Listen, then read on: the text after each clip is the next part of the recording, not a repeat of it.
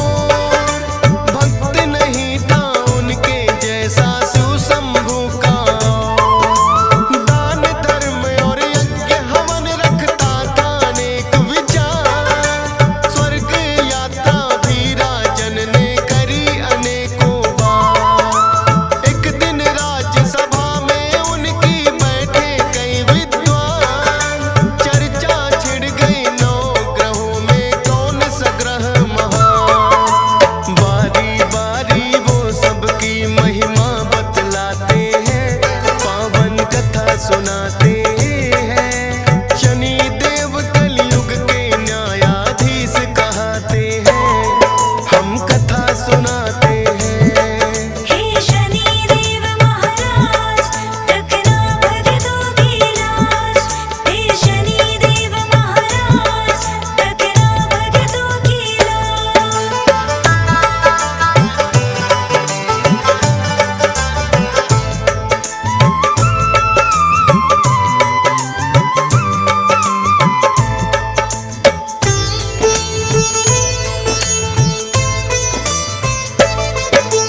पहला पंडित बोला वैसे सभी ग्रह महान, लेकिन सभी ग्रहों से ऊपर सूर्य का स्थान। अपने तेज के जैसे करते भाग्योदय सबके, दीनहीन वो ना रहता रह राशि में जिसके। फिर दूजे पंडित ने उठकर सोम के गुण बतलाए, सबसे शीतल सोम ग्रह राजन माना जाए। जिस पे होती कृपा इनकी हो जाए उद्धार। शीतल है स्वभाव बड़ा करते सबका उपकार। शीतल रजनी इसीलिए तो ये कहलाते हैं, पावन कथा सुनाते हैं। शनि देव कलयुग के न्यायाधीश कहते हैं, हम कथा सुनाते हैं। हे शनि देव महाराज, रखना भक्तों की लाज। हे शनि देव महाराज, रखना भक्तों की लाज।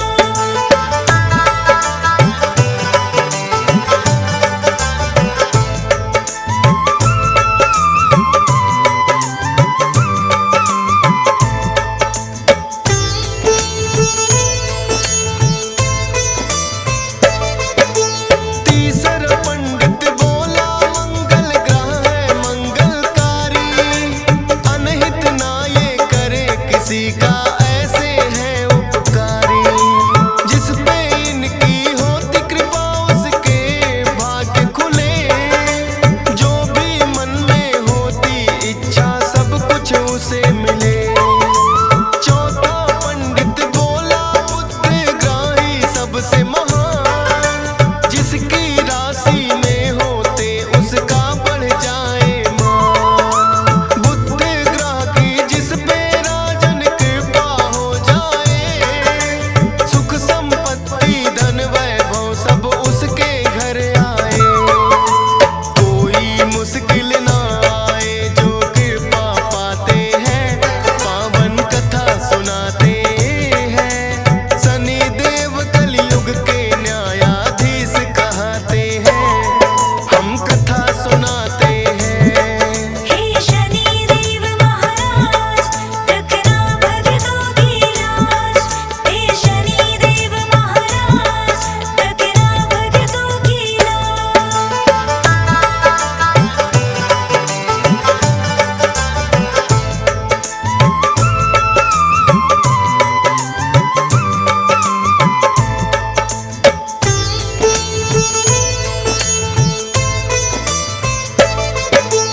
पांचवा पंडित गुरु ग्रह का करने लगा गुणगान।